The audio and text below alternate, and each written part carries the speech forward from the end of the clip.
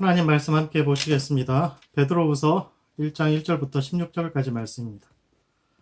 신약 베드로후서 1장 1절부터 16절까지 말씀 제가 읽어드리겠습니다.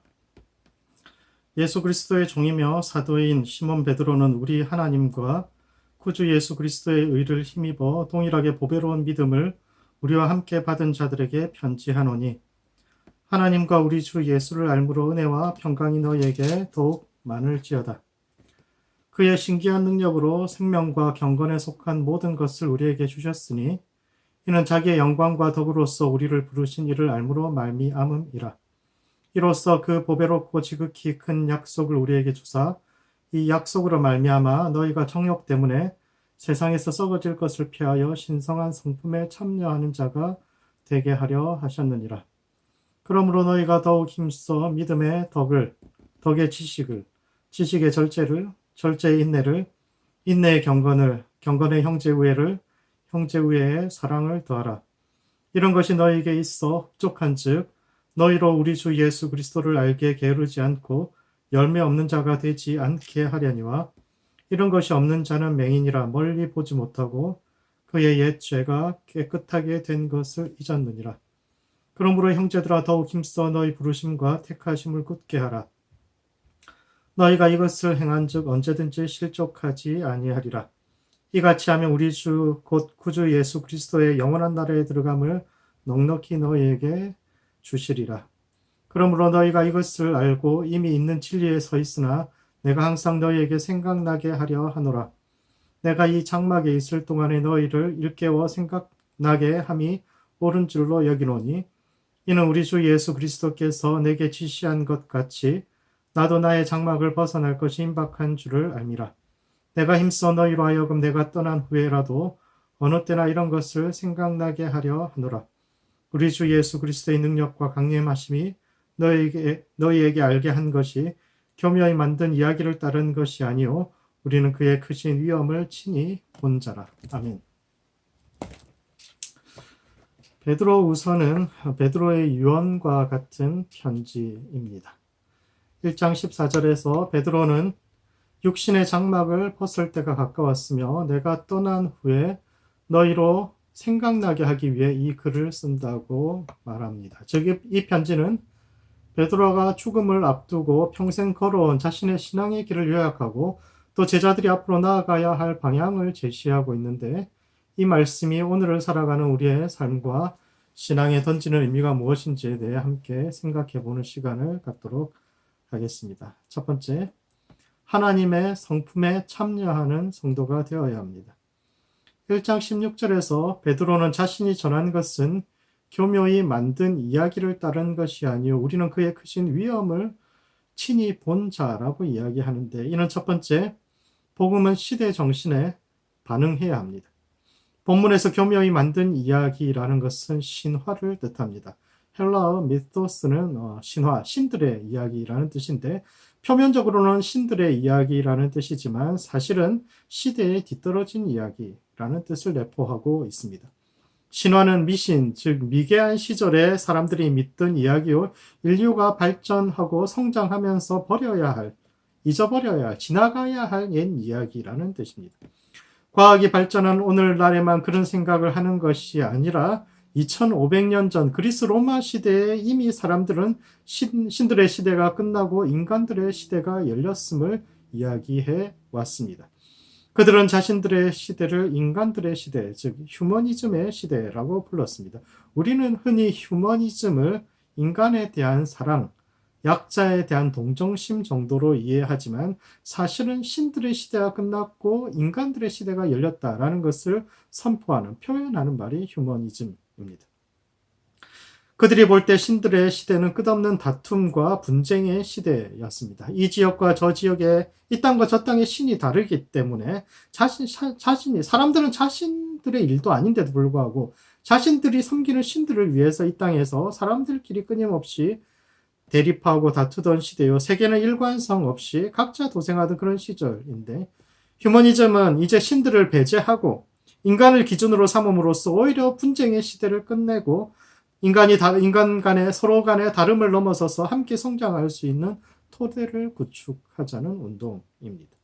그리고 그 철학의 절정에 있었던 알렉산더는 유럽에서 인도에 이르는 대제국을 만들었고, 알렉산더가 위대했던 이유는 그가 그냥 정복했기 때문이 아니라 그런 정신을 가지고 세상을, 그런 이데올로기로 세상을 통일했기 때문이죠. 그는 광대한 영토에서 다양한 사람들이 함께 어울려 살아갈 수 있는 통일된 법과 기준들을 세웠습니다.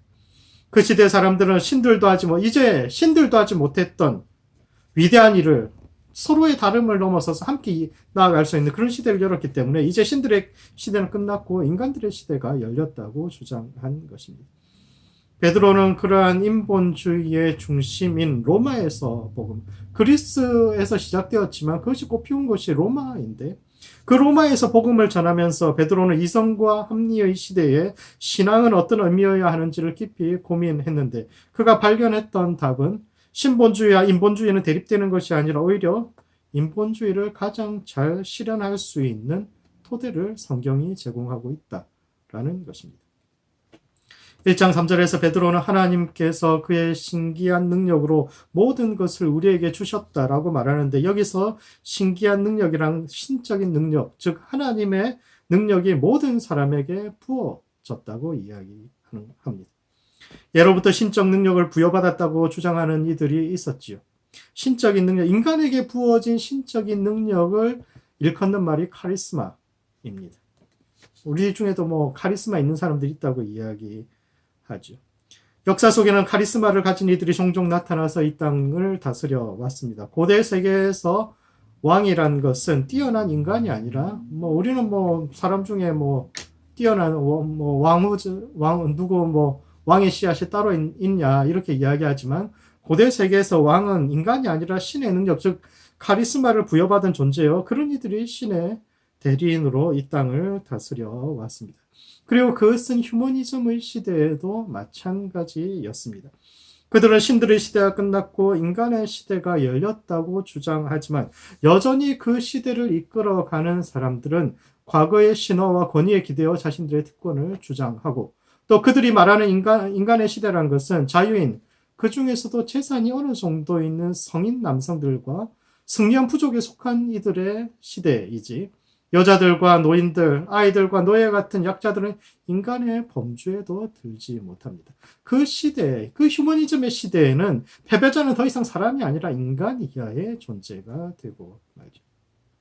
신들의 시대가 끝났다고 이야기하면서도 여전히 지도자도 우리 왕은 어느 신의 후예다 이렇게 이야기하고, 그 시대가 철저히 그런 시대입니다. 그들이 만든 세상은 가진 자는 끝없이 더 가지고 없는 자는 더 없어지는 철저한 양극화의 시대요. 빈익빈 부익부의 시대인데, 그러한 시대의 교회는 모든 사람이 하나님, 카리스마를 가진 사람은 어떤 특별한 사람들, 능력 있는 그런 사람들, 왕이나 권력자만이 아니라 모든 사람들이 하나님의 자녀요. 우리는 각자 하나님으로부터 다른 은사, 모든 사람이 각자 다른 카리스마를 가지고 있으며, 그 카리스마는 다른 사람들을 위해 군림하라고 주신 것이 아니라 서로 사랑하라고 주신 것이며, 우리가 사랑하라는 그 음성에 순종할 때 비로소 참다운 인간의 시대, 휴머니즘이 주장하는 그 인간다운 시대, 인간의 시대는 우리가 그 하나님의 음성에 순종할 때 열릴 수 있음을 이야기하고 있습니다. 이와 같이 베드로는 자신이 살아가던 시대 속에서 복음이 어떤 의미여야 하는지를 깊이 고민하고 대안을 제시합니다.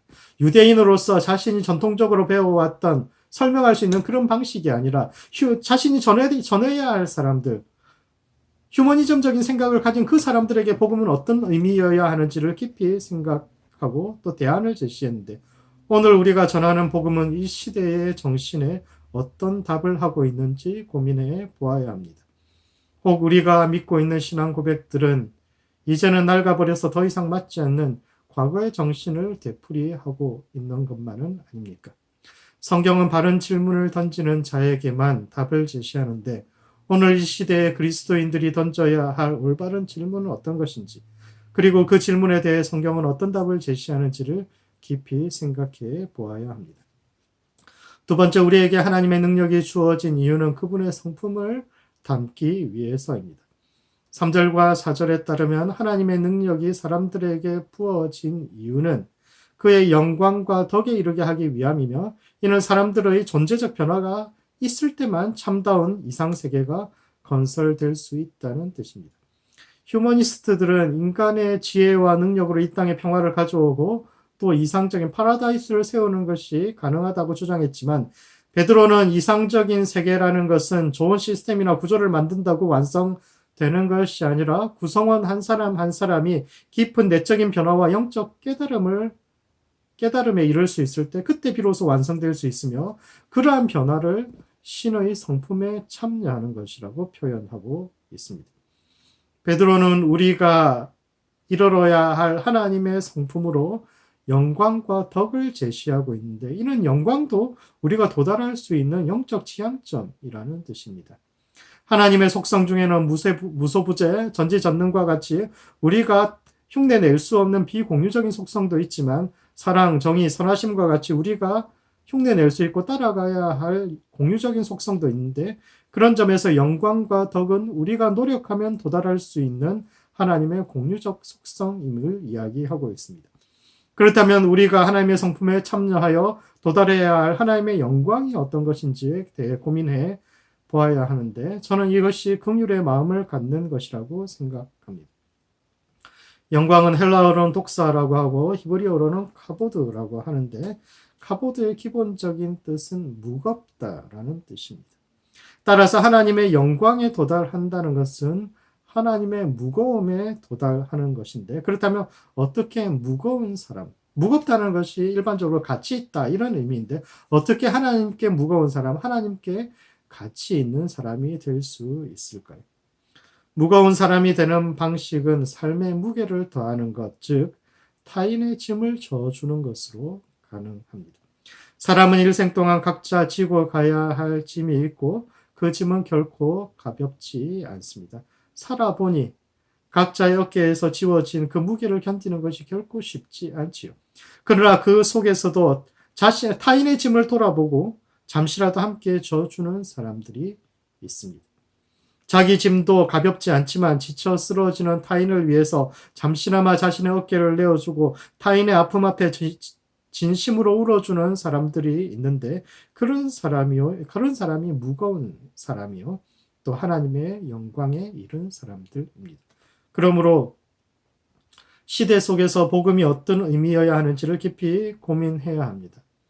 종교는 신화로서 과거의 이야기가 아니라 지금 이 시대에도 의미를 지니고 있는데 과연 이 시대의 질문에 대해서 예수님은 어떤 답을 주고 계시는지 또한 하나님의 성품에 참여하여 존재의 깊은 곳으로부터 변화를 받아 이 땅이 참된 평화와 안식에 이르게 하는데 통로가 되는 모든 성도들 되시기 바랍니다. 두 번째, 영적 성숙을 향해 나아가야 합니다. 베드로는 하나님의 영광에 이르는 길을 8가지 단계로 제시하고 있습니다. 너희는 믿음의 덕의 지식을, 지식의 절제를, 절제의 인내와 경건과 형제우애, 그리고 사랑을 더하라고 하는데 이 8가지 단계는 크게 3가지로 분류할 수 있습니다. 5절에 나오는 믿음, 덕, 지식은 신앙의 뿌리를 뜻하고 6절에 나오는 절제와 인내와 경건은 믿음의 신앙의 기둥을 이야기하고 있으며 마지막 7절의 형제우애와 사랑은 그 결과로서 믿음의 열매에 대해서 이야기하고 있는데 이는 첫 번째, 자신에게 주어진 삶을 열심히 살아야 합니다. 어떻게 하면 믿음이 성장할 수 있을까? 어떻게 하면 영적으로 성숙할 수 있을까? 그것은 자기에게 주어진 삶을 열심히 살면 됩니다. 8가지 덕목 중에서도 가장 핵심이 되는 것은 덕과 절제인데 먼저 덕에 대해서 함께 살펴보겠습니다. 그렇다면 덕을 쌓는다는 것은 어떤 것일까요? 가장 먼저 믿음의 너희는 덕을 쌓으라고 했는데 그러면 덕을 쌓는다는 것은 어떤 것일까요? 우리말에서 덕은 관계적인 개념입니다. 다른 사람에게 인색하지 않은 사람, 넉넉하게 베푸는 사람, 타인의 어려움을 모른 채 하지 않는 사람을 우리는 대개 덕이 있다고 이야기합니다. 그러나 서양 사람들에게 덕은 자기의 책임을 다하는, 자기 할 일을 열심히 하는 것, 그리고 운명에 굴하지 않는 삶의 자세를 뜻합니다. 덕이 헬라어로는 아레떼라고 하는데 이 말은 탁월하다라는 뜻입니다. 어떤 일이든 자신에게 주어진 일을 달인의 수준으로 해내는 사람이 덕이 있는 겁니다. 덕이 있는 사람은 우리말로 번역하면 달인입니다. 달인. 어떤 일에 아주 잘하는 사람, 그 사람이 바로 덕 있는 사람입니다. 동양에서는 오지랖 넓게 다른 사람을 챙기는 사람이 덕이 있는데 그리스 사람들에게는 자기의 맡은 일을 잘하는 사람, 자기에게 주어진 일을 아주 잘하는 사람이 덕이 있는 사람입니다. 따라서 서양 사람들에게 덕이라는 것은 그가 맡은 역할에 따라서 조금씩 달라집니다. 군인이라면 적들 앞에서 물러서지 않는 용기가 덕이고, 정치가라면 다양한 이해관계를 조정하고 공통의 목표를 제시할 수 있는 지혜가 덕이고, 기술자라면 손기술, 아주 익숙하게 어떤 일을 해내는 그것이 그 사람의 덕입니다. 또한 라틴어로 덕은 비르투스인데 이는 운명에 굴하지 않는 당당한 삶의 자세를 뜻합니다. 이 단어가 굉장히 재미있는 단어입니다. 비르는 이제 남자라는 뜻이고 남성이라는 뜻이고, 따라서 비르투스는 남성다움, 남자다움 이런 것을 이제 그것을 덕이라고 표현하는데, 이는 운명에 굴하지 않는 당당한 자세, 남성다움이야말로 행운의 여신을 사로잡을 수 있다, 이런 뜻을 가지고 있습니다. 라틴 사람들도 우리처럼 운칠기삼이라고 생각했습니다. 인생을 살다 보면 노력이, 자기 기술이 3이라면은 운이 인생을 좌우하는데 70%를 차지한다. 따라서 인생에 성공하는 가장 중요한 것은 어떻게 하면 운을 사로잡을 수 있는가, 행운의 여신을 사로잡을 수 있는가, 여기에 달려있다고 생각했습니다. 그런데 운이라는 것이 그 특징이 우연적이고 불확실하다는 거죠. 행운이 내가 마음먹은 때 찾아온다면 그건 더 이상 운이 아니죠. 운은 내 마음대로 되지 않는 것이 운이고, 그 운명을 좌우하는 신의 이름이 포르투나인데 여신입니다. 인간의 인생을 좌우하는 존재가 여신입니다. 왜 여신일까요? 왜 여신이냐면 세상에서 가장 알기 어려운 것이 여자의 마음이라고 하잖아요. 갈대처럼 어디로 튈지 모르는 여자의 마음처럼 인간의 운명도 그러한데, 그 여신을 유일하게 감동시키는 것이 바로 강인한 남성다움이라는 겁니다. 시련과 불운에도 불구하고 당당하게 앞으로 나아가는 그 사람을 보고 운명의 여신은 마음이 끌린다라는 겁니다. 그래서 로마 사람들은 운명도 굴복시킬 만큼 강인한 남성다움을 덕이라고 불렀습니다. 아무리 힘들어도 포기하지 않고 앞으로 걸어가는 그런 사람에게는 운명도 결국 손을 들어준다는 뜻이죠. 따라서 베드로가 말한 덕을 쌓으라는 것은 맡은 바 책임을 다하고 현재 하는 일의 달인이 되라는 뜻입니다. 오늘날 믿기 때문에 하나님께 모든 것을 맡긴답시고 자신에게 주어진 책임과 의무를 내팽개치는 사람들이 얼마나 많이 있습니까? 입으로는 하나님께 맡겼다고 말하지만 사실은 자신의 의무를 다하지 않고 신앙의 그림자 뒤로 숨어버리는, 신앙의 커튼 뒤로 숨어버리는 이들이 얼마나 많이 있습니까? 그러나 믿는 사람들이 내려놓아야 할 것은 특권과 권리이지 의무와 책임이 아닙니다. 그렇게 모든 것을 하나님께 맡겼다고 말하는 사람들은 베드로의 개념에 따르면 덕이 없는 겁니다. 살면서 원하는 일만 하고 살 수가 있습니까? 또 시련 없는 인생이 있습니까? 아무도 없습니다. 자신에게 주어진 일이 자기와 잘 맞지 않아도 열심히 최선을 다해 그 일의 달인이 되고, 또 시련이 와도 넘어지지 않고 묵묵히 앞으로 걸어가는 사람, 그 사람이 덕이 있는 것이요, 그런 사람이 신앙의 뿌리가 아주 튼튼한 사람입니다. 따라서 덕이라는 것은 진인사 대천명, 내가 해야 할 바를 최선을 다해서 다 하고 그 다음에 하늘의 뜻을 기다리는 사람, 그런 사람이 덕이 있는 것이고, 그것이 우리 신앙의 근본이요 뿌리가 되죠. 두 번째, 하나님의 은혜 아래 우리의 삶을 맡겨야 합니다. 믿음의 덕과 지식을 더했으면 다음으로 필요한 것은 절제와 인내와 경건인데, 먼저 절제란 하나님의 통제에 자신을 드리는 것입니다. 절제를 대개 자기 통제, 셀프 컨트롤로 번역하지만 헬라어는 이제 약간 조금 뜻이 다릅니다. 성경이 말하는 절제는 엔크라테이아인데, 이는 어떤 것 아래에 머물다라는 엔이라는 단어와 권능, 지배라는 크라토스의 합성어입니다. 즉, 성경이 말하는 절제라는 것은 내가 스스로를 통제하는 것이 아니라 하나님의 지배와 통제 아래 머무는 것을 뜻합니다. 내가 기준이 아니라 주님을 기준 삼아 살아가는 것이요, 하나님의 은혜 아래 나 자신을 맡기고 그분께 삶의 주도권을 넘겨드리는 것을 절제라고 이야기합니다. 그렇게 절제하면 인내와 경건이 생기는데, 인내는 단지 견디는 것이 아니라 불운을 만났을 때일수록 더욱 열심히 일하는 상태를 뜻하고, 경건이란 하나님을 믿는 믿음을 삶으로 실천하는 삶을 뜻합니다. 그러면 그 열매로서 형제 우애와 사랑이 나타나는데, 이 둘은 같은 뜻입니다. 형제 우애가 필리아이고 사랑이 아가페인데, 어떤 사람들은 필리아는 인간적인 사랑, 아가페를 신적인 사랑이라고 이야기하지만, 헬라 문헌에서 이 둘은 원래 서로 바꾸어 쓰는 그런 단어들입니다. 부활하신 예수님께서 갈릴리에서 베드로를 만나서 요한의 아들 시몬아, 네가 나를 사랑하느냐라고 물으셨는데, 3번 물으셨는데, 그때 사랑하다라는 단어를 2번은 아가페를 쓰고 1번은 필리아를 쓰셨습니다. 서로 왔다 갔다 할 수 있는 단어이죠. 요약하자면 믿음의 기초 위에 자신에게 주어진 삶을 열심히 살아가는 것이 덕이요, 그 길은 하나님의 통치 아래 자신을 두는 것인데, 그렇게 열심히 신앙생활한 결과로 나타나는 것은 결국 사랑입니다. 베드로가 예수님의 제자로서 또 사도로서 수십 년 동안 교회를 섬긴 후 내린 결론은 하나님의 성품에 참여하라. 그분이 우리를 사랑하듯이 우리도 서로 사랑하는 자가 되어야 한다라는 뜻입니다. 그러므로 우리는 열심히 사랑을 해야 합니다. 세상을 변화시키는 단 한 가지의 방법은 우리 자신을 변화시켜 하나님의 성품에 참여하는 것인데, 이는 자신에게 주어진 인생을 열심히 살아 어떠한 일에든 달인의 경지에 이르는 이들, 그리고 그 고난을 이기고 승리하여 자기 짐뿐만 아니라 타인의 짐까지 함께 져주는 무거운 성도들의 이웃사랑을 통해 나타나는데, 이와 같이 하나님의 무거움과 영광에 참여하는 모든 성도들 되시기 바랍니다. 말씀을 정리하겠습니다. 베드로후서는 육신의 장막을 벗을 때를 앞둔 베드로가 마지막으로 남긴 유언과도 같은 서신인데, 첫 번째, 시대 속에서 복음이 어떠한 의미인지를 고민해야 합니다.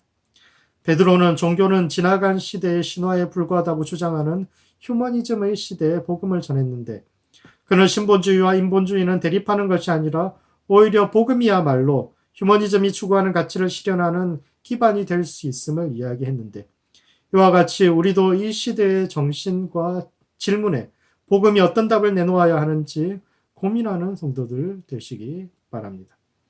두 번째, 하나님의 성품에 참여하는 자가 되어야 합니다. 베드로는 우리의 믿음이 자라가야 할 8가지 단계를 제시하고 있는데, 믿음의 덕의 지식의 절제와 인내와 경건을 더하여 형제 우애와 사랑에 이르는 모든 성도들 되시기 바랍니다. 함께 기도하시겠습니다. 기도하실 때는 먼저 하나님의 성품에 참여하는 우리 자신이 될 수 있도록 자신을 위해서 기도합시다. 믿음의 덕을 더할 수 있도록 내게 주어진 역할을 열심히 잘 해내고, 시련에도 불구하고 당당하여 운명의 여신을 굴복시킬 수 있는 그런 성도가 될 수 있도록 자신을 위해서 기도하시고, 두 번째, 기도하실 때는 시대에 답하는 복음 전하는 성도와 교회 될 수 있도록 서로를 위해서 기도합시다. 이 시대 속에서 복음은 어떤 의미가 있어야 하는지 고민하는 교회와 성도 될 수 있도록, 시대가 던지는 질문에 적극적으로 답하는 교회와 성도들이 더욱 많이 일어날 수 있도록 교회들을 위해서 함께 기도하시겠습니다. 기도하시겠습니다.